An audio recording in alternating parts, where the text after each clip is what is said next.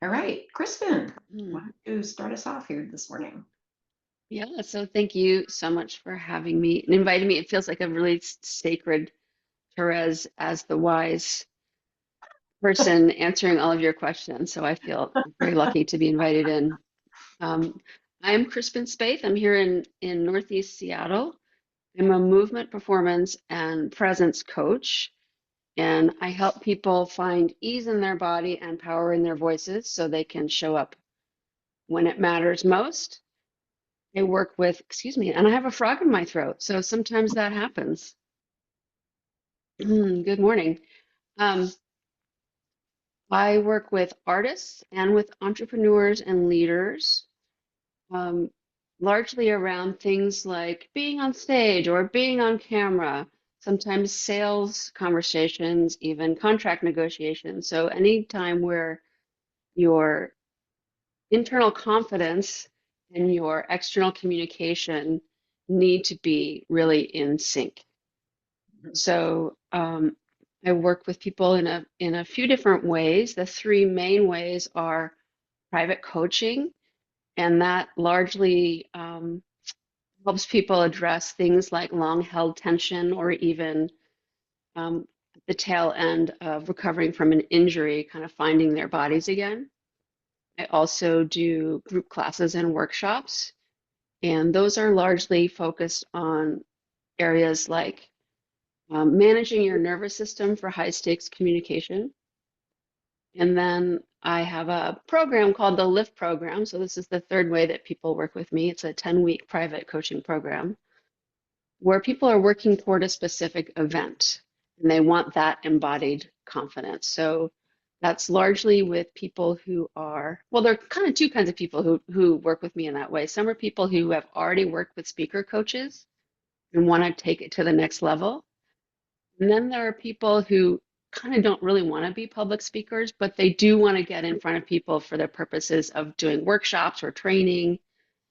So I dig into my creative past and help them form their content as well as rehearse and perform. So that's what I do.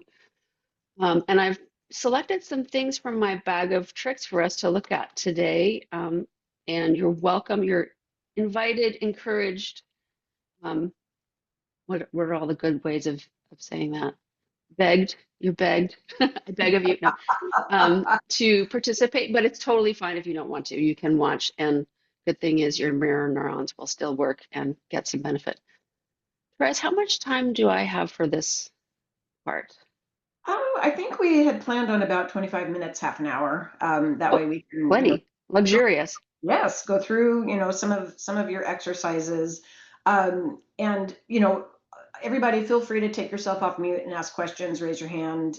If you're shy, you can put it in chat and I'll be monitoring that for Crispin. So yeah, so this is today is just it's a different take on what I usually do. But as Crispin and I have worked together, it occurs to me there's a couple things that I see applicable in the event space. One is, as Crispin mentioned, having your speakers have confidence to stand on stage and not, you get flushed. And it happens to me too. And I do a lot of public speaking. So some of the things that Crispin has taught me, I do backstage before I walk out there. So that is a thing that you can do for the speakers that you hire. But there are also things you can do just in terms of a wellness perspective. So of course, wellness is one of the big emerging experience items in an event.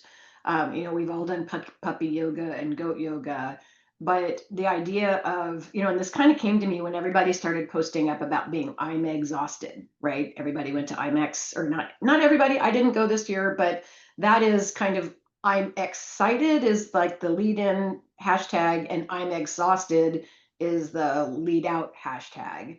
And, it kind of got me thinking, well, what if there was part of the event experience that we could provide as event producers to offer a different take on wellness. So that is an area that Crispin can help, but also just all of us walking around. If raise your hand if you've been to IMEX. I know, Cindy, have you? No, no, no, no, no. Okay, well, Sounds it's exhausting. Monica, yes, okay. It is. It really Monica has is. been, I yeah. mean, this year was 17,000, but Cindy and I we ran into each other this last summer at WEC, and it's still I don't know, 6,000 person event, and it's by the end of the day, you're just beat. So Crispin will be sharing some things that can help us manage that. Yeah. I did actually see someone post, someone in my network post on LinkedIn, I'm exhausted, and then said she had lost her voice. And Hmm. then wouldn't it be great if there was some wellness station to help with people who are about to lose their voice? So, Hmm. Hmm. um, And Vegas voice is that's the other frame at mm, the end is Vegas, right. so. So I'll add, that's good. I'll add something um, to our bag of tricks today. So the methodology that I use is called Integrative Alexander Technique. You can forget about that unless you need to find me. But it was developed by an actor and is used by musicians and actors all over the world to take care of their physical health and also and their ability to continue to express. So health and expression are really built into this stuff. The first thing I want to share, I'm going to write down the time. I'm a good steward here, but I can go on. I will go on and on. Um, First thing I want to share, well, let's start with a pop quiz. If you wouldn't mind pointing to where your head sits on your spine, I'm gonna get right into anatomy here for a sec. Good job. Yeah, yeah. So everyone pointed to the back. This is my assistant Shazam, who needs to see the chiropractor, so I'll point him this way. He's not wearing his jaw so that I can stick my finger in here and point to where your head sits on your spine. So it's kind of, you can see the ear holes there. Between Mhm. your ears is where your head sits on your spine, the weight bearing part of your spine. So lots of people, you all pointed to the back there, right? And these pokey outies at the back, we think of those, our dinosaur kind of bones, as our spine, but those are not weight bearing. So just knowing where that head spine joint is can be super helpful for people because it turns out that when we get stressed out or tired or are sitting in a terrible conference chair or are creating our own personal phone booth by looking at our phone, that Mm. when we kind of compromise that joint, that wonderful fluid moving joint, if we pull down on it at all, it has an effect on our systems. Blood flow, our thinking, everything can go a little wonky. So you wouldn't mind experimenting with that a little bit. Just have a little, like, do it wrong for a second. Have a little slump. Yeah. And then maybe reach for something on your desk and see, I just reached for my podcast and go ahead and pick it up and then unslump. So you might have noticed a couple things. I'll just put some words in your mouth for a sec. Actually, we have time. What did you notice, if anything, while you did that reach? It was hard to reach. Hard to reach. Mhm. Tension. Tension. Hmm. Hmm. Yeah, I always feel like it's just a little bit more like, huh, Yeah. you know, Little like dread. Yeah. there's a little bit of like, it just doesn't, it doesn't go fully. Yeah. Uh-huh. Uh-huh. Yeah. Great. So the idea, so we were just doing an exaggeration. This thing happens all the time with people. It could be a stressful thought that gets you kind of literally on your heels, right? It makes me lean back and pull in my throat there. It could be trying to push through. I'm putting on my thinking cap and really trying to push through all kinds of mind, biopsychosocial is the term, right? So my body, my um, thinking, and my desire to communicate or be in the world can all impact that joint. So just a little tiny takeaway, anytime you notice that you're either structurally or mechanically compromising that or you notice some little response in there. See what happens if you just unscrunch. As simple as that unscrunch thought. This is Mhm. really great for high stakes communication moments because like in a let's say you're in a contract negotiation or you're in a networking situation where you're really thinking on your feet and wanting to have the best outcome. Maybe you're highly motivated to make the connection so you can make a sale at a conference or just a lot going on, and you're making these kind of micro moves through your communication. So that thinking can sometimes reflect as a holding back. This is what happens to me. I'll just tell you what happens to me. If I'm confused in where I'm going, I can literally pull back in my body, like, oh, I'm gonna rethink everything in here and then go back out again, which is immediately breaks connection with people and it doesn't help my thinking at all. So for me, that's a moment where I know in advance in my back pocket plan of, oh, I'm going into a networking situation where I'm going to meet new people and introduce myself. I need to notice when this is going to happen so that I can unscrunch, so that I can continue that exchange of energy with people rather than retreating into myself. So that's a little unscrunch tip. Any questions there? No. Okay. I would just Um, ask, I mean, what are some ways to, notice? Because I think sometimes, yeah. and I'm Mm-hmm. guilty, I tend to live in kind of a scrunched Mm-hmm. state. And so what are some cues that we could give ourselves to recognize that we're in that scrunched state and try to, and then knowing it, how do we get ourselves out of it? Right. So the first, so that's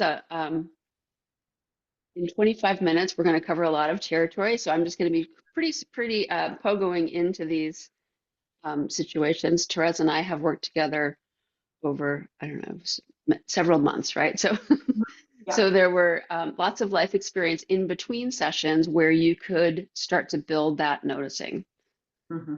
So that's like if you all were to leave here today, that's the thing I would tell you to do. Just start to notice when this is happening. So it can take the form of long held tension that you might not notice because your body stops reporting out on that use of energy.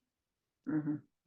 And Therese, I think specifically for you, when you release that tension, that's the day you said, "Oh my gosh, I feel 5 pounds lighter." So, Yeah.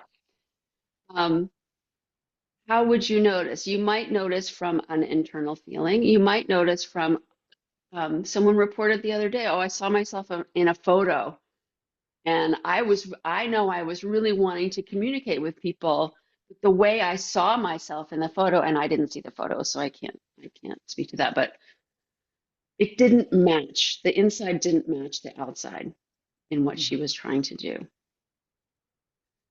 So that's one way to notice. You might notice the other thing is just to play with it and see if there's a difference. So if the holiday season or we're coming up on it, you might be getting a platter off down inside a cabinet or something. See what happens when you're doing something that's physically challenging. If you can just say, oh, hey, self, what if I unscrunch here? Not a huge movement, Mhm. usually. It's just that request to yourself because your body wants to do it. Your whole system wants to access its own coordination.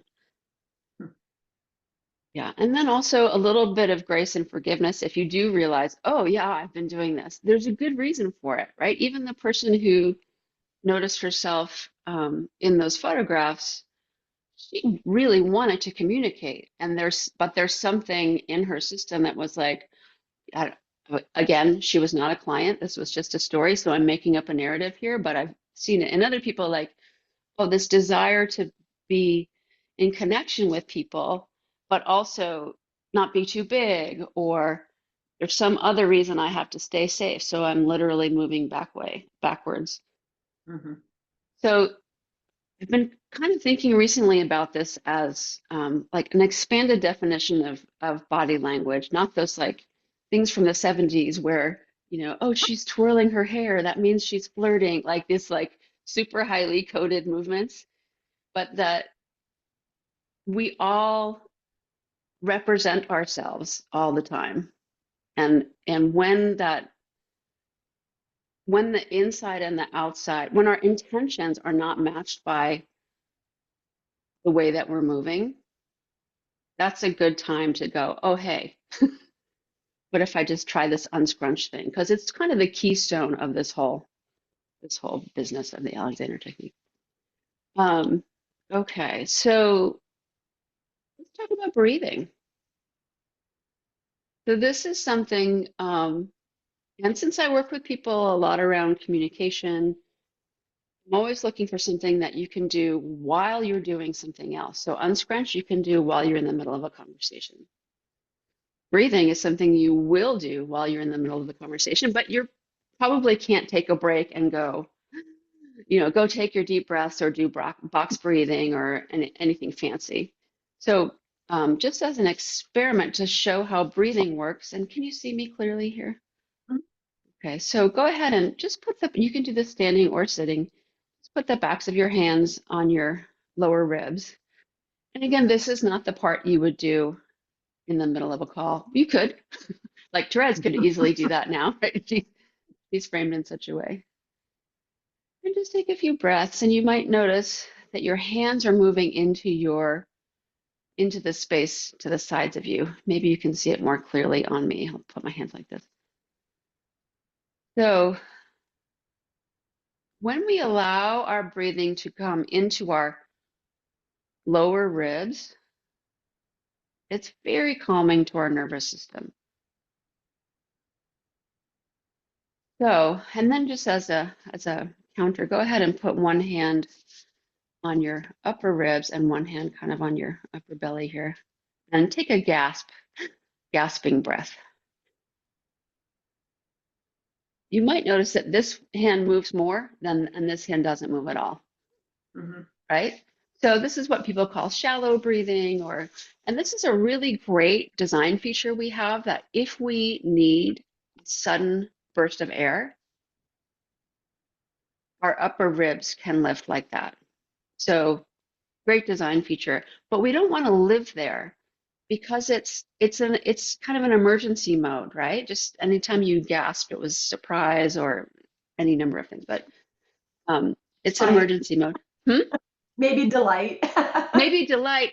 Oh, my best friend is here, right? But living at that elevated state, excited state is tiring on your system. So, so knowing that your ribs can move down here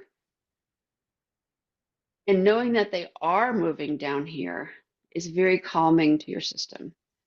So so I like to, sometimes people wear, like if you're wearing a down vest or something, you can look for evidence that this is moving by even just feeling your clothes move, feeling your arms. If you're in conversation, you could even cheat and kind of have your hands gently touching your sides, just so you know that those ribs are moving. Yeah. Any thoughts there? I mean, one of the things that comes to my mind is when I'm at a conference, whether or not I'm speaking, I do find myself realizing that I've been breathing up here the whole time. Because I mean, I'm pretty much an extrovert. Maybe I'm an introverted extrovert, but even for someone like me, the on-site show floor is so stimulating. I mean, I feel for the people who are true introverts. It must just really wipe them out. So that's kind of one of the things that I notice in myself is I will be walking along and all of a sudden realize that I haven't had a deep breath in who knows how long. Right. Yeah.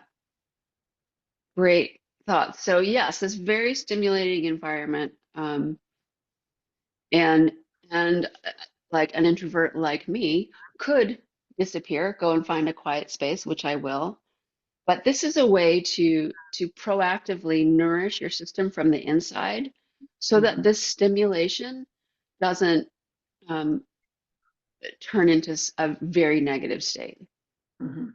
You'd be like, oh, the stimulation is happening, but I'm continuing to move. Let this breathing move me. Another way to think about this full rib, all the way, whole self breathing is that it can be like a massage from the inside. So if you're sitting at a conference, you need a break for some reason you can't stand up. I do have some ideas about that. You can use your breathing to let your ribs move and kind of give you a massage from the inside. Your ribs swing like this, and your arms, the arm industrial complex kind of takes a ride on top of your ribs. So I can't do all of that here. Let's see, can I imitate it? Not really. So let's pretend those ribs were moving. They would be kind of swinging like that, just like they swing when we had our hands to the side. And with that action, your arms kind of take a ride. Of course, I'm exaggerating it here, and they don't, that what I'm doing right here looks like that. But if they were moving, your arms take a ride here. Yeah, so if you think about breathing top to bottom, all at the same time, you can kind of give yourself a nice release in here. So your own internal private massage parlor while seated or walking at a conference. Okay, so that's the breathing part. And then I wanted to talk about some things for conference attendees in particular that can impact their breathing, and that is long seated sessions in terrible chairs. So, Yes. oh, I shouldn't have put him away. So, our spines are curved. When we're in chairs that don't fit, sometimes if you're short like me, let's see, get a good shadow here. This morning light is confusing to me. So if I am seated in a weird chair, which I will do in a second, and I take the curve out of my spine by flattening here, or it would be being in a chair that's too low, or even a chair that's too high that's making too much curve for me. What effectively happens is that I end up sitting, all of our nerves get published out through the vertebra here. So there are these holes on the side of your vertebra and your nerves come out. If you take the curve out of your spine, you're kind of sitting on your nerves. So just like that, high breathing can be can inspire a low level or high level kind of alarm system. This is a low level. Oh gosh, we have resources that are being compromised. What are we going to do? So the distraction level is very high because our internal resources are going toward survival and comfort rather than taking in all of the amazing information that your presenters are giving. So I don't know what the solution is, but I can kind of prove the problem. So go ahead in your chairs. I don't know how you all are sitting, but let me just show you. Sometimes the chairs are pretty bossy. So lots of conference chairs have a curve this way.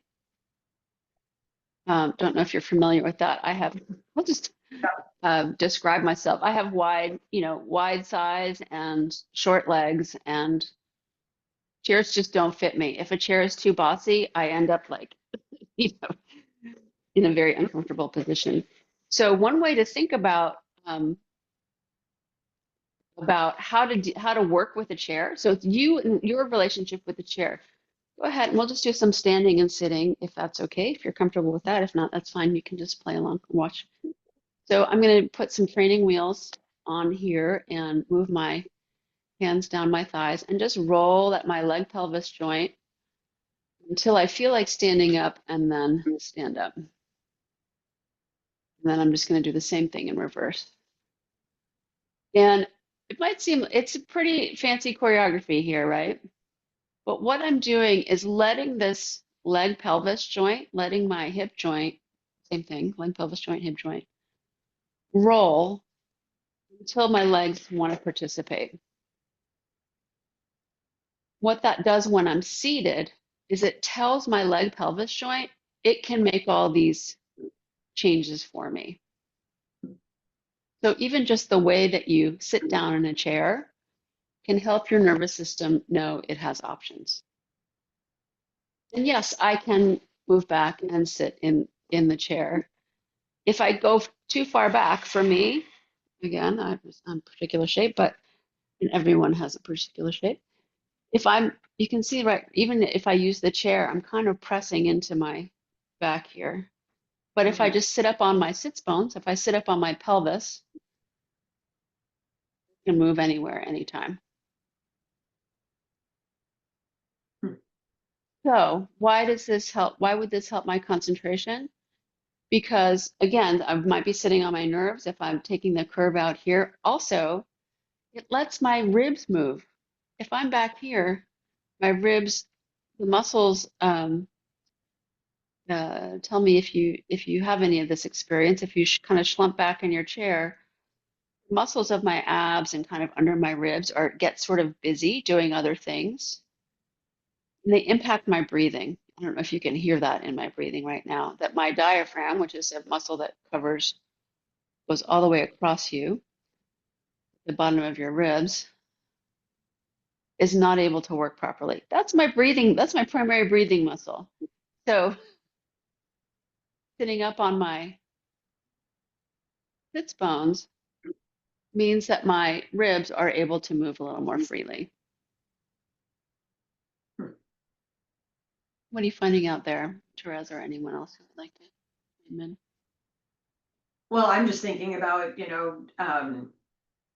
my mind goes to agenda design Oh, and, for sure. just the room layout, because one of the things that I personally hate is walking into, they call it theater, but it's not, because if it was in theater, it'd be kind of more in the round or curved. But whoever's on, stage left or stage right is facing straight forward. And so they're having to crane their body one direction or the other to look at the speaker. So either they're moving their whole body or just their neck for a long period of time. And so I can just see, I mean, taking this just into experience design, being a little more thoughtful around how you situate your rooms so that you aren't pushing people into unnatural sitting positions. And then to your point earlier about, if a session is too long and we're sitting for too long, I way back when I was in high school, somebody said the mind can only absorb as much as the bottom can take.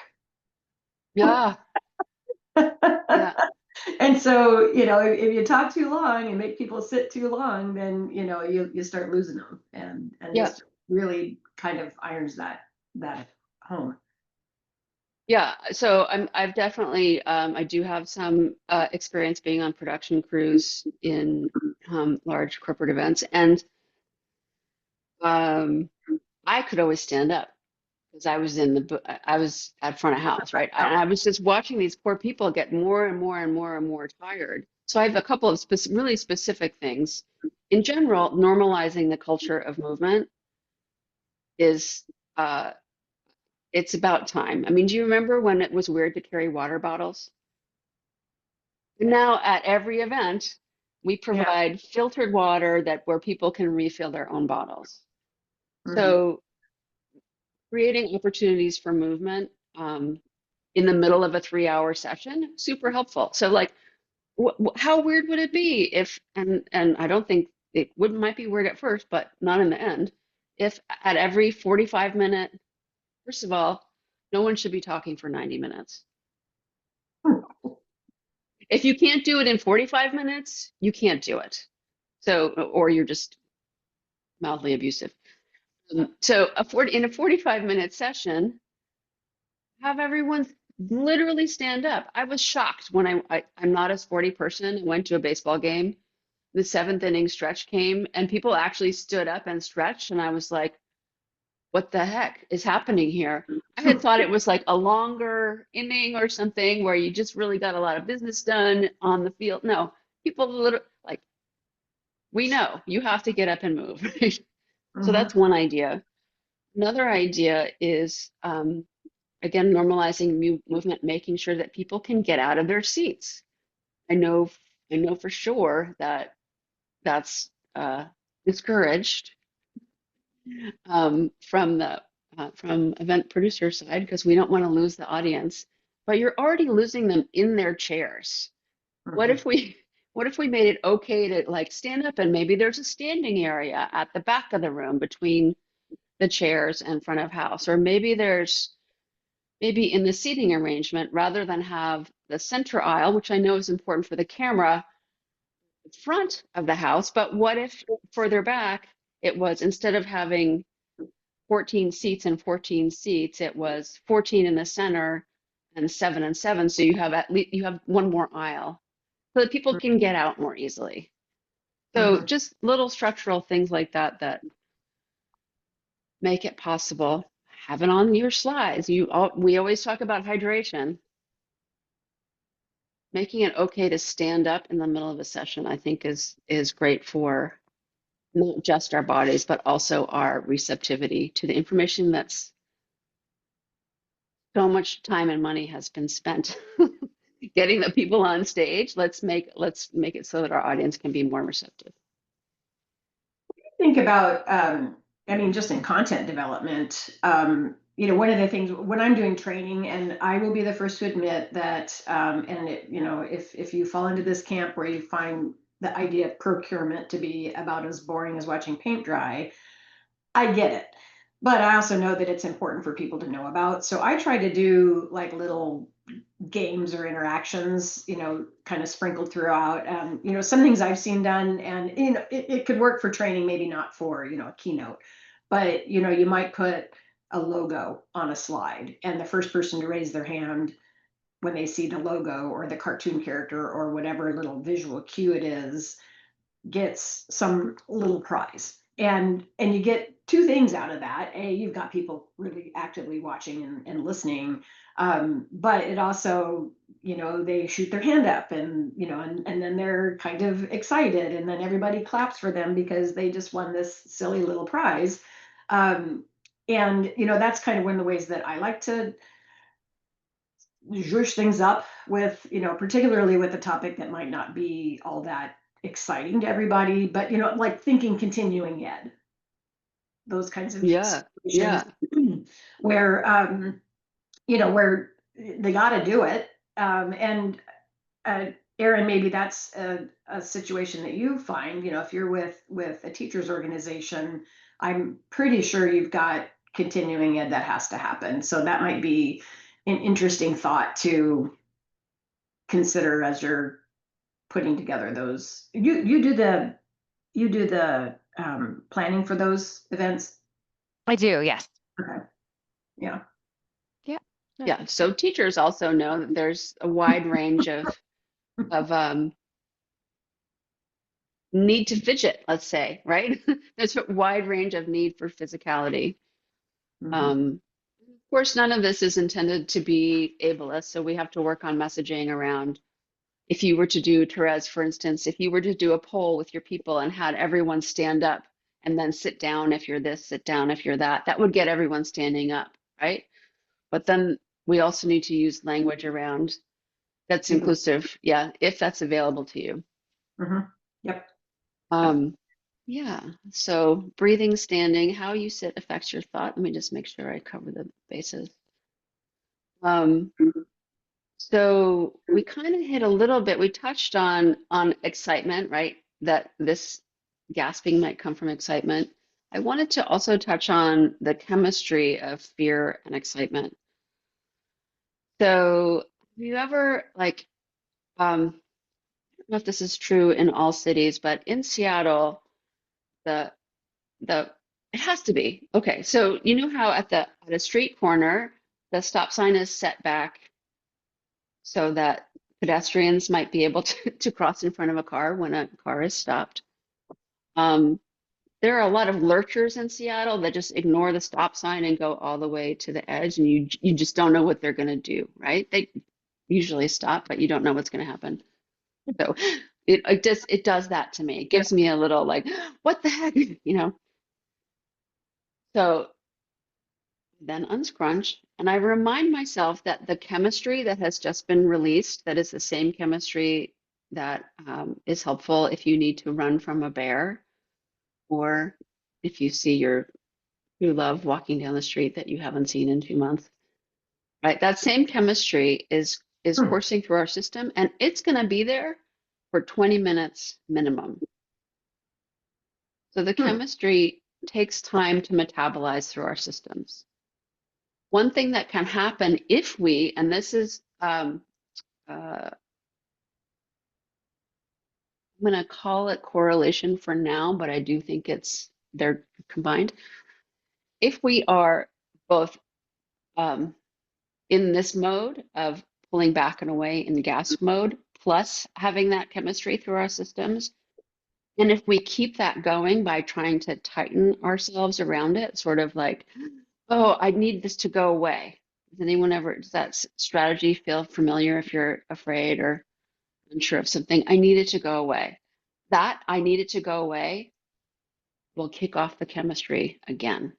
So that 20 minutes becomes a longer period of time.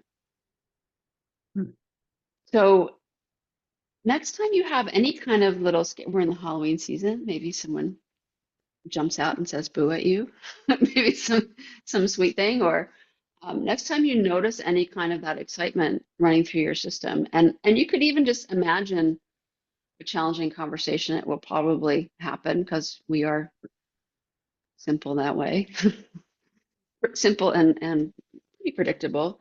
You know, imagining a stressful thought can kick off the chemistry. And then you just look at your watch and say, okay, I'm going to check this in 20 minutes and see how it is.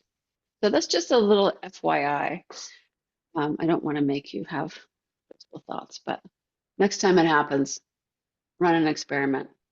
So that's kind of what we were talking about when we were getting ready for this, where, you know, excited or nervous, your body experiences it the same way. Right. Yes. Yeah. And you could use, you know, one thing I don't love that I see sometimes on social media is like, just change your mind about whether you're afraid or excited. That kind of mindset shift is not healthy. It is we are remarkably efficient systems. The fact that it's the same chemistry, I think, is great. Like when you need to do extraordinary things, it doesn't matter how you feel about it. We have this chemistry that allows us to do it. Run from a bear, climb a mountain, get on stage, reach your hand out to someone that you don't know to shake their hand. You know, like all of these things are outside of the norm and require specific energy. So anytime I think, oh, just shift your mindset, I don't think it works. I think it's a whole self situation. Shift your whole mind body set. It's going to be a more effective strategy. So could we talk about some tools about, you know, because I mean, there, you know, productive stress, right? We know about that. What do we know about that?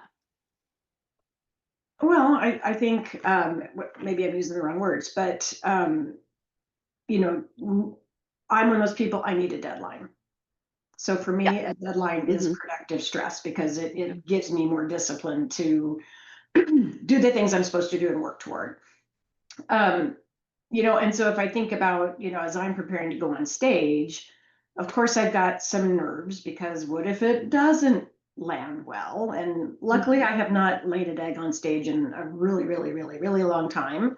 But I find that yes, I'm a little bit nervous, but I'm more excited.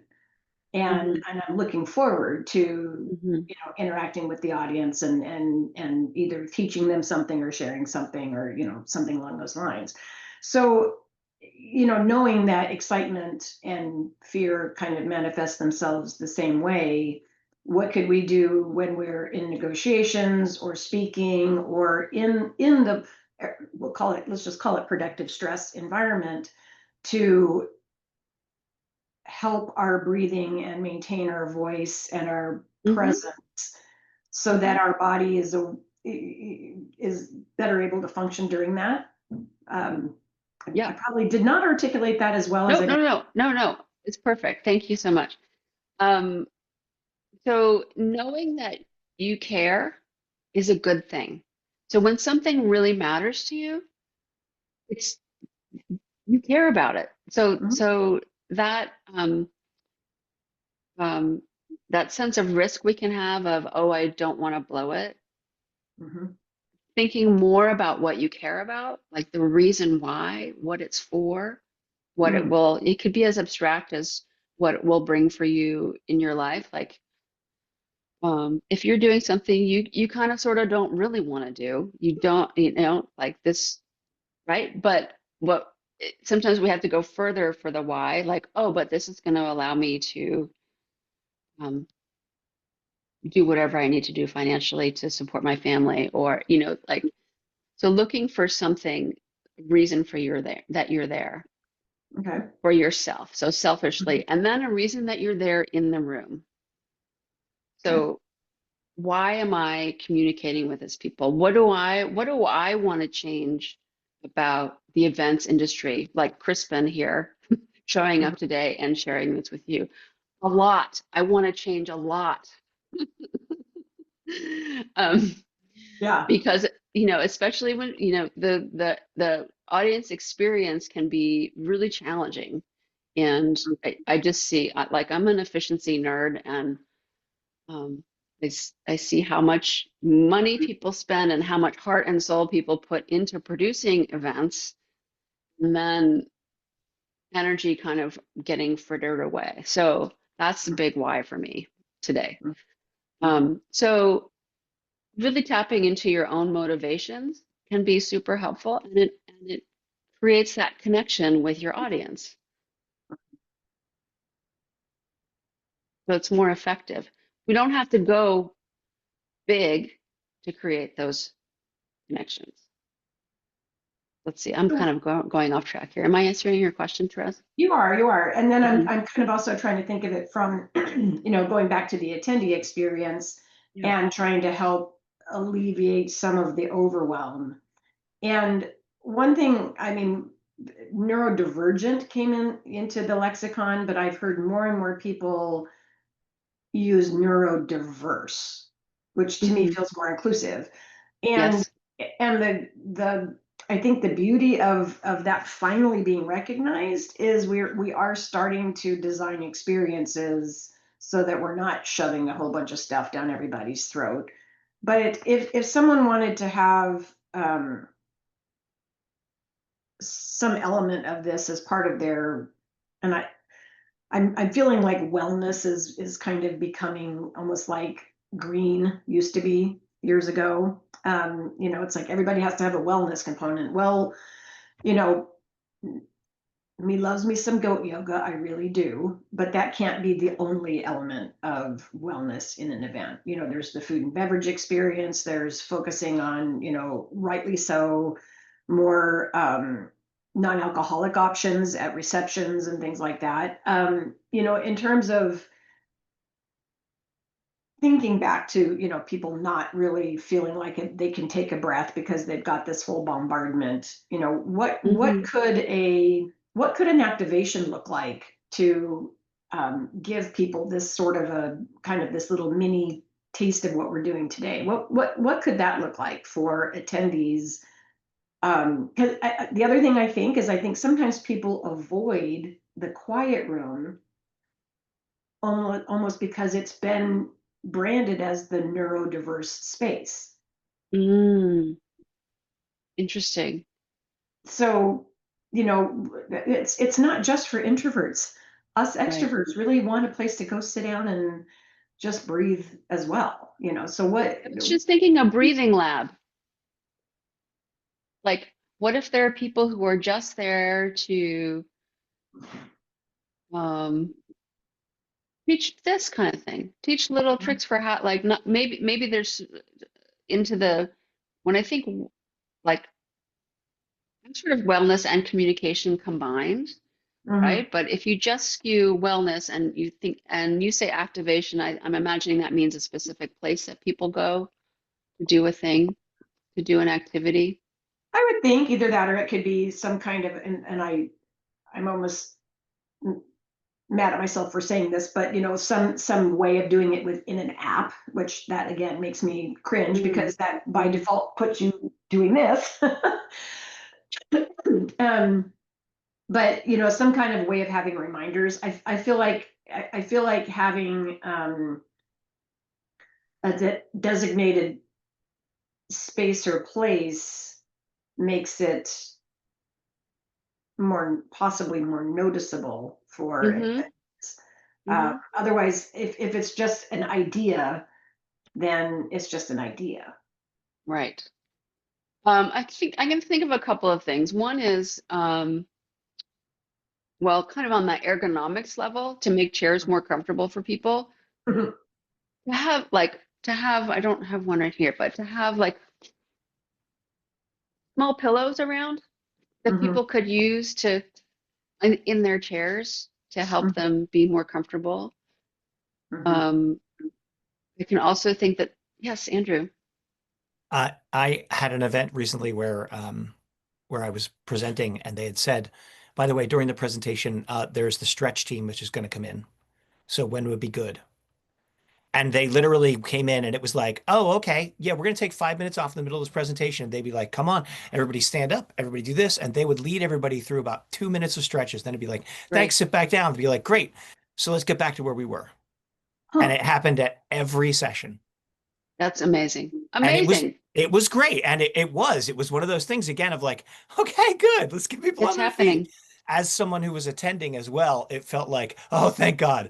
Oh, okay. So it was just a really lovely built-in kinesthetic response somewhere. Yeah. Beautiful. I would love to know who provided that, who the stretch team was. If you, It was just like a local gym actually that was coming in to do it. Yeah. Great. To be honest.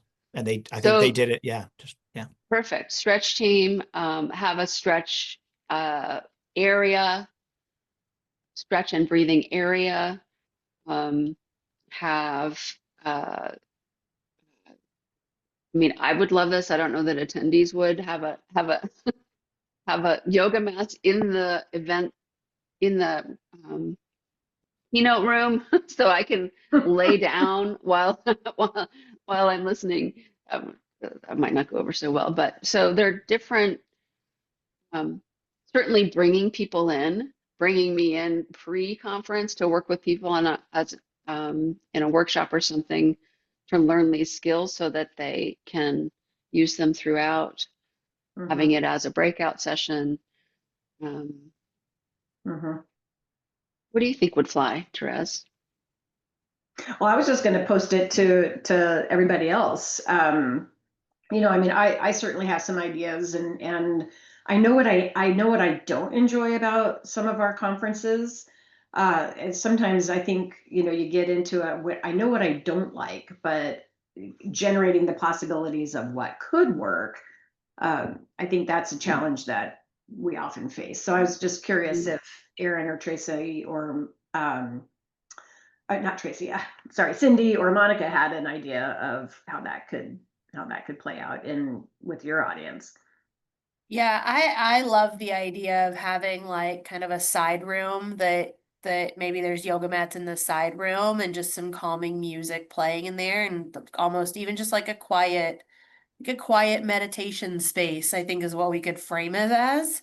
But then people could go in there, between sessions. I love that idea.